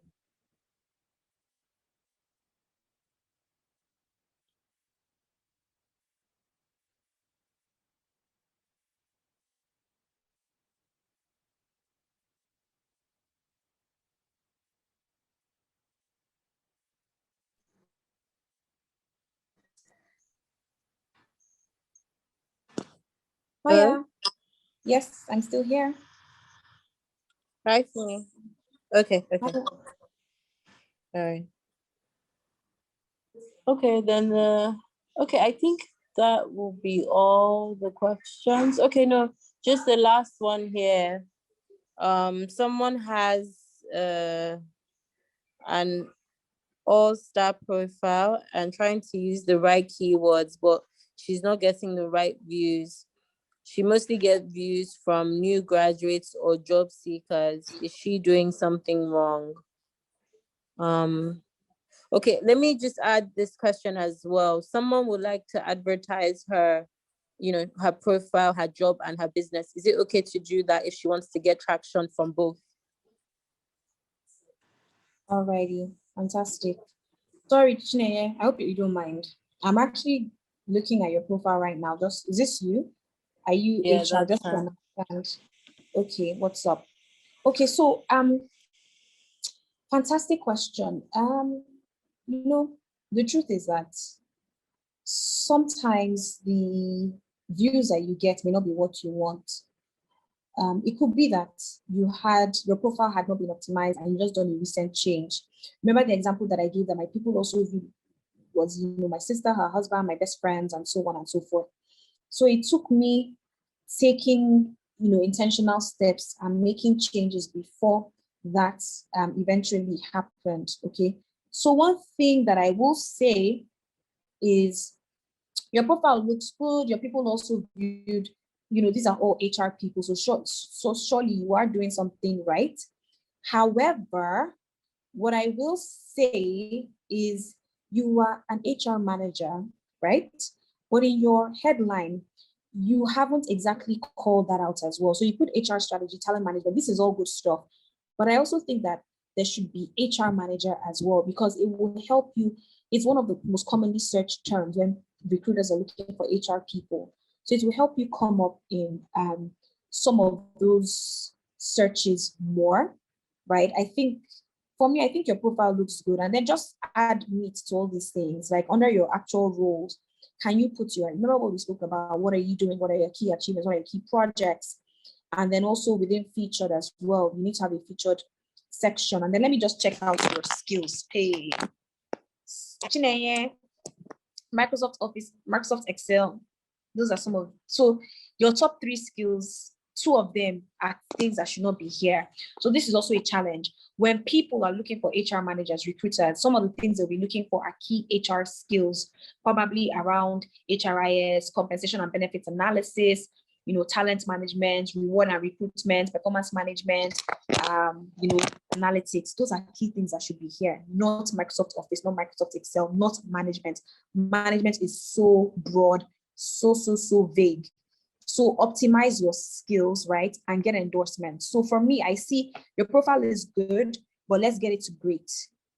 I think that for me is what is missing, is the skills and even your tools and technology. These are very, very, everybody, we are all using everything here. Everybody, they use Word, PowerPoint, Photoshop. Wonderful. What about HRIS? What are the HRIS tools that you can use? Do you use Workday? Do you use Bamboo HR? What are the things that you're using? There's some key tools that you guys in HR use that you need to be able to, put here. And then I also noticed that you say SPHRI, okay? But you didn't put it. I'm not sure that it's here within your other, what's it called? Sorry, your certifications and whatnot. So I think you can do a little bit of work there. But I think your profile is good, but I think you can go to great. Well done. And then for the person that wants to put job and business, I'll be honest with you. You know that this world that we live in, we want it to be, we want the world to be, a representation of our most optimistic views and dreams. But let me be honest with you. You go for a job interview, when you mention your business, some recruiters will discriminate against you. You mentioned that you have 1 child. Some recruiters are, how old is your child? 1. Some recruiters are already calculating for you when you're going to have your next child, and that, hey, this lady will probably go on maternity leave in the next 6 months. Okay. You mentioned that you are newly married. That has happened to me before. Some recruiters say, hey, this one wants to be going home early, right? So there are unconscious biases that exist. Tribal, religious, different unconscious biases, right? When you project your business alongside your career on LinkedIn, sometimes some recruiters can say, all of these people that will be busy in the office selling their markets. So for me, I would say prioritize. What is your priority? What is the nature of your business? Is it something that you can use LinkedIn, Twitter, and other platforms to do? Or you can even open, I have a business profile on LinkedIn for Empower You My Business, separate from my personal account on LinkedIn. You can open one for your business and promote that separately. Do you understand? I think that is the best way to do it, so that you don't fall into the trap of being, unfairly judged / misjudged by a recruiter. That is the advice that I'll give you. So have a separate profile for your business. Sometimes you can do a link on your personal profile to it. People may not even know it's your business. You might just say, oh, check out this article, something like that. But I don't think that you should try and merge the 2 together, because you might fall into the trap of an unconscious bias. If it was like a passion project or a CSR thing, it's possible. But when a lot of business managers within corporates hear that, this person has a business, they're always afraid that, hey, this person is going to be selling in the office. They'll be running away from the office to go and sell their markets. My 2 cents.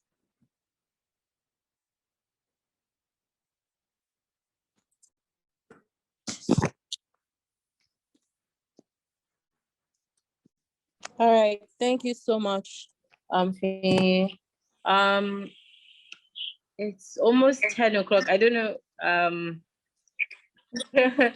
I want to ask if it's okay, we can just answer the last couple of questions, or should I just direct them to your page? Absolutely. I can answer them. Huh? Okay. All right. Thank you so much. Okay. Thank you so much. Okay, so Rashida is saying she started getting more job offers from recruiters after she removed her business from her LinkedIn profile. So that's for the person that also asked about that, Dami. Yeah. Oluwatosin Amoko is saying, I can't see who viewed my profile. I actually thought it's because account is not premium. Please, how do I get to view them? Okay. So one thing that I'll say, guys, is that I'm not I'll be honest with you, I'm not a very digitally savvy person, but one thing that I have learned to do, this LinkedIn, every single section. So one thing you can do, you can still see my screen, right? So you go here, you see this top on from your home button or your home page, you can see this picture of yourself in the top right corner. Just go there, navigate there, and then you click on settings and privacy. My own is set to private because I don't care who's viewing my profile. If you want to come and meet me for a job, come and meet me. I don't want to know. If you're not going to come and meet me, then I don't want to know who you are, because I'm not going to go and send you a message to say you read my profile. So once you go on that settings and privacy, very, very easy. Just go here, visibility. Then once you click on visibility, to say visibility of your profile and network. Then here, profile viewing options. So you can now change it. So you have the option of how do you want to be viewing people's profiles? Is it you want your name and headline to show Fiyin Toyo, or private profile characteristics like, oh, marketing specialist at GSK, or totally anonymous? So what I put was totally anonymous. So that's why I cannot see who views my profile. So I guess that's what you've got at the moment. So if you want to be seeing people's names and their headlines, so you also need to change yours. Here, remember, I started by clicking on my profile picture in the top right corner. I clicked on settings and privacy. Then I got to the left-hand side. There's an option there for visibility. I clicked on visibility, and then I came here to visibility of your profile and network. And that is where I changed it. So I hope you have also been able to navigate there. Thank you.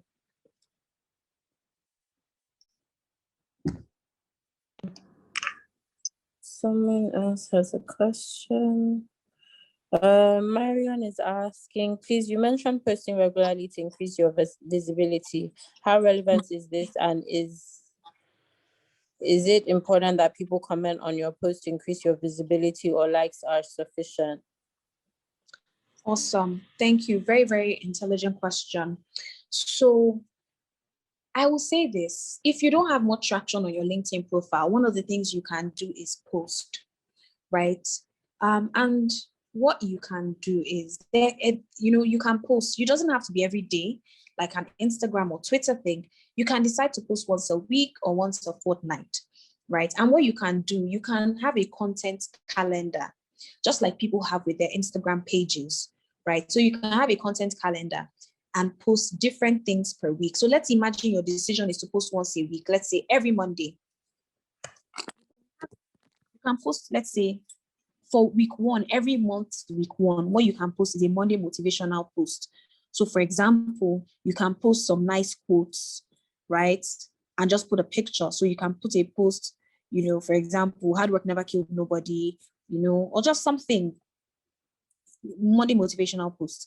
Now, for the second type of post, what you can put is industry insights. If you work in banking, what are the latest things that are happening in banking? You can get an article, right? Post the article and then just post your thoughts. For example, we all know what's going on with this cryptocurrency ban in Nigeria. That's something that you can post if you're in banking, and just share your thoughts, a few thoughts on that. So looking at industry articles. Now, the third thing is that you can actually shape your thoughts. So you can actually create posts about trending things that are happening, So for example, the other day, people were discussing, 400K salary enough. If you're in finance, you can actually put a spin on that and say that, to be honest with you, no amount will ever be enough if you don't have the right spending or saving habits. One of the key things that I advise people to do is, save 30% of their income, invest 20%, use 50%, use 20% for wants and 30% for needs, and so on and so forth. So you can actually create posts in response to trending activities. That's a third piece of content that you may have. Then the fourth piece of content could actually be wins. So celebrating your wins. Did you do something this month? Did you complete a project at work that you want to amplify? Were you a speaker at an International Women's Day panel or anything like that? And the fifth thing can be company, celebrating company. So where you currently work, what are the great things that you're doing? You can amplify something like that. Was your company recently featured in so magazine or so press, and you want to amplify that? So those are different types of content. Now, those what it helps you do is establishes you as a thought leader on LinkedIn and within your industry. And then the more people comment, like, and share your post, the more reach it gets, the more people then in turn view your profile and connect with you. So you said, does it have to be comments? Not necessarily comments. Any interaction with your post gives you that additional reach, the additional impressions, and the additional, conversion to your page. But it's not just about that. It's also good if somebody's searching for your profile and they click on you, a potential recruiter or business partner or client, and they see your body of work. It's also an indication that, hey, this person is actually someone that is serious about this line of work. They're a thought leader. It's also part of perception building and building your personal brand. I hope that was helpful.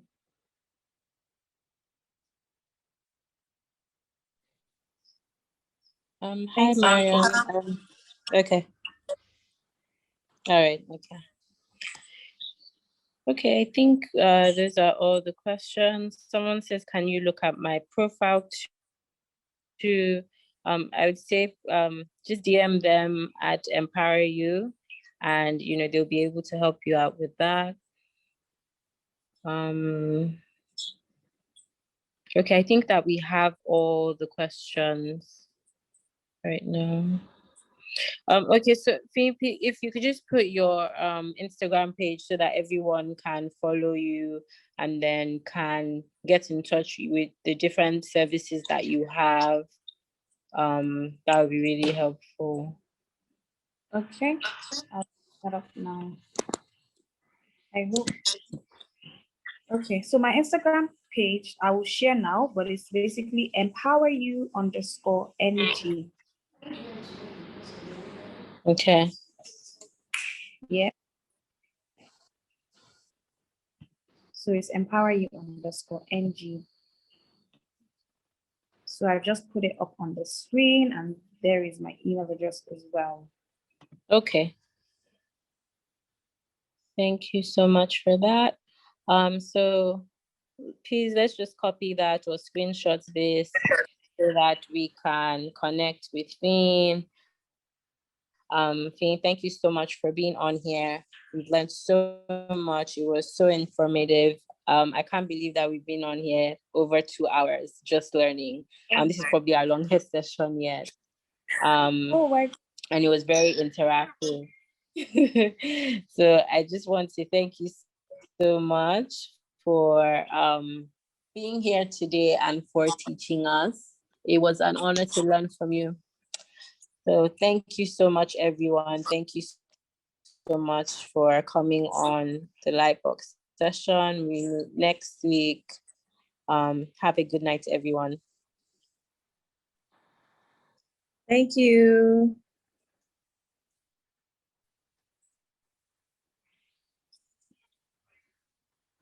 Bye-bye. Bye-bye. Thank you. Good night.